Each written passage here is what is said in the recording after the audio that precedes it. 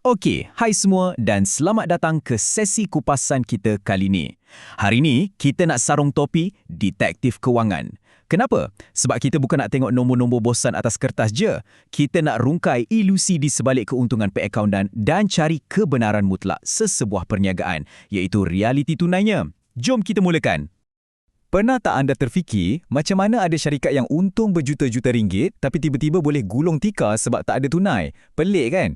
Ini sebenarnya paradoks paling besar dalam dunia bisnes. Kat sinilah penyata ahli tunai berfungsi macam ujian pengesan pembohongan kita.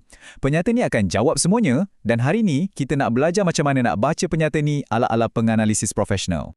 Ini plan siasatan kita. Kita akan mula dengan mitos keuntungan berbanding tunai sebenar. Lepas tu kita pecahkan 3 komponen utama aliran tunai. Kemudian kita akan bongkar misteri kaedah tidak langsung. Belajar cara nak tafsir kesihatan kewangan syarikat.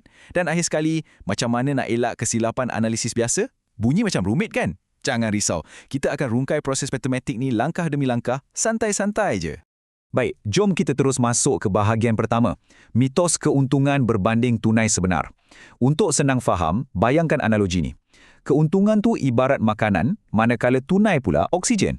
Anda mungkin boleh hidup berminggu-minggu tanpa makanan, tapi tanpa oksigen, beberapa minit je dah tubang kan? Keuntungan mungkin jana potensi masa depan syarikat, tapi tunailah nafas yang pastikan bisnes tu terus hidup hari ini. Dalam perakaunan, ada benda yang dipanggil asas akruan dan benda ni sebenarnya cipta satu titik buta yang sangat besar untuk penganalisis baru. Asas akruan ni benarkan hasil dan belanja direkod walaupun tak ada 1 sen pun duit yang bertukar tangan. Syarikat boleh rekod hasil tu sebaik saja jualan berlaku, bukan masa duit tu betul-betul masuk bank. Maksudnya, untung atas kertas tu sebenarnya cuma nombor teori je, selagi duit tu tak betul-betul mengalir masuk dalam poket. Nak tengok macam mana ilusi ni tercipta? Bayangkan syarikat anda buat jualan secara kredit bernilai RM50,000. Wah, tahniah. Penyata untung rugi anda hari tu nampak cantik sangat. Ada peningkatan jualan RM50,000. Tapi realitinya? Sifar. Tak ada 1 sen tunai pun yang masuk poket. Atas kertas, syarikat nampak kaya raya. Tapi realitinya, poket masih kosong. Nak bayar gaji staf atau sewa bangunan pun belum tentu boleh lagi. Sekarang, bila kita dah faham beza yang sangat penting ni, jom kita bedah sikit anatomi bisnes ni. Kita nak tengok 3 organ penting kat mana sebenarnya duit tunai ni mengalir dalam sesebuah syarikat. Organ pertama dan yang paling penting ialah aktiviti operasi. Ini ibarat dekupan jantung syarikat. Ia merujuk kepada wang tunai yang dijana daripada bisnes utama anda. Contohnya, duit yang pelanggan bayar, duit yang anda guna untuk bayar pembekal atau gaji pekerja. Syarikat yang betul-betul sihat wajib ada aliran tunai positif yang konsisten kat sini. Kalau nadi dia terhenti, syarikat memang dalam bahaya besar.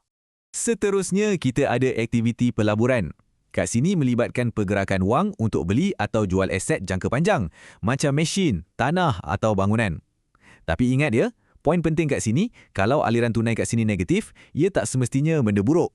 Duit keluar untuk beli peralatan canggih atau bina kilang baru ni sebenarnya petanda yang syarikat tengah kembangkan kapasiti untuk masa depan. Jadi bukan diorang saja-saja buang duit. Komponen ketiga pula ialah aktiviti pembiayaan. Kat sinilah kita boleh tengok macam mana syarikat dapatkan dana luar atau macam mana diorang bayar balik pelabur. Kalau aliran tunai kat sini positif, maksudnya ada duit masuk dari pinjaman bank baru atau dari saham yang diterbitkan. Tapi awas ya, duit masuk kat sini bermaksud syarikat tengah meminjam atau ambil modal orang lain. Bukannya syarikat tu tengah menjana keuntungan bisnes. Okey, kita dah kenal 3 komponen utama tu. Sekarang, tiba masa untuk bahagian yang ramai orang cuak sikit.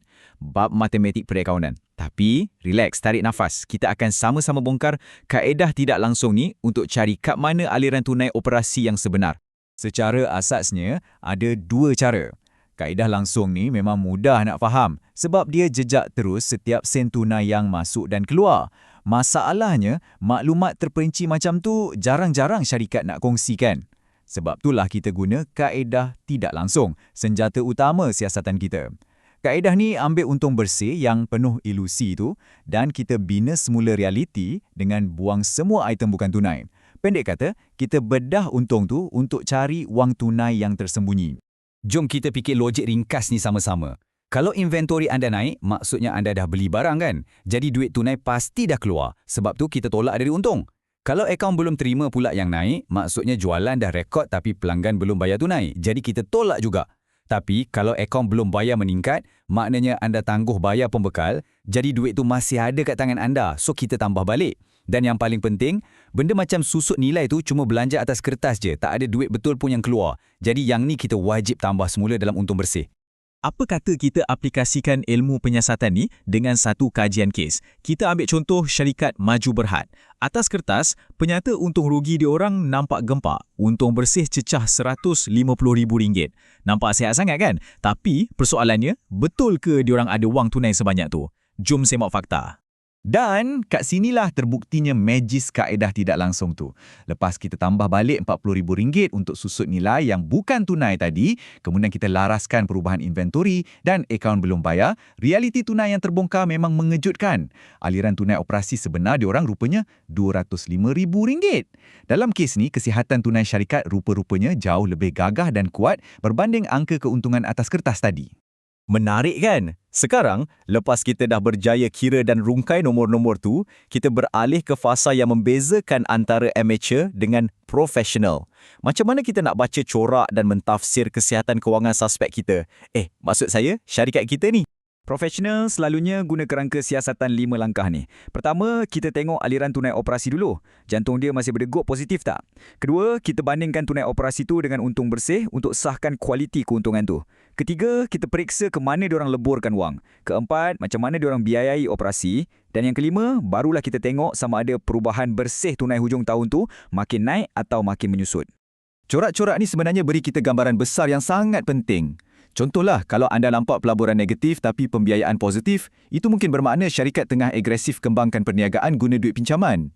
Tapi kalau tunai operasi kukuh, syarikat melabur dalam aset dan pada masa sama mampu bayar hutang, itu petanda syarikat tu dah matang. Tapi, satu benda anda kena ingat, kalau aliran tunai operasi tu negatif, itu sentiasanya satu bendera merah besar yang anda tak boleh buat tak tahu. Kita hampir ke penghujung. Tapi sebelum tamatkan siasatan ni, saya rasa wajib untuk saya beri amaran tentang beberapa perangkap biasa. Ini kesilapan yang selalu sangat penganalisis amatir buat bila belek penyata keuangan. Tolong, jangan sesekali anggap untung bersih tu sama dengan tunai dalam tangan. Satu lagi perangai biasa, suka menilai syarikat dengan tengok baki akhir tunai je. Ini ibarat anda baca muka surat terakhir novel detektif tanpa tahu jalan cerita plot pembunuhan kat tengah-tengah tu. Anda juga tak boleh terus melompat buat kesimpulan pelaburan. Negatif tu rugi. Dan yang paling penting, analisis anda tak akan pernah lengkap kalau tak semak sekali penyata untung rugi dan kedudukan kewangan untuk gambaran penuh. Ada satu petikan yang sangat tepat dari sumber rujukan kita ni. Ia menyebut, penyata alir tunai membantu kita melihat perniagaan dari sudut tunai sebenar, bukan sekadar keuntungan perakaunan. Ayat ini menyimpulkan hakikatnya dengan cukup sempurna. Penyata ni seolah-olah cuci segala solekan tebal perakaunan tu dan mendedahkan wajah sebenar keupayaan syarikat untuk terus bertahan hidup. Sebagai penutup, saya nak tinggalkan anda dengan persoalan provokatif ni. Dengan segala ilmu detektif yang anda dah belajar melalui sesi kupasan hari ini, cuba semak balik laporan kewangan syarikat anda atau tempat anda melabur tu. Memang atas kertas mungkin catat untung hari ini. Tapi, hakikatnya ada tak diorang nafas tunai yang cukup untuk kekal bertahan esok hari? Teruskan menyiasat dan sampai kita jumpa lagi di kupasan akan datang.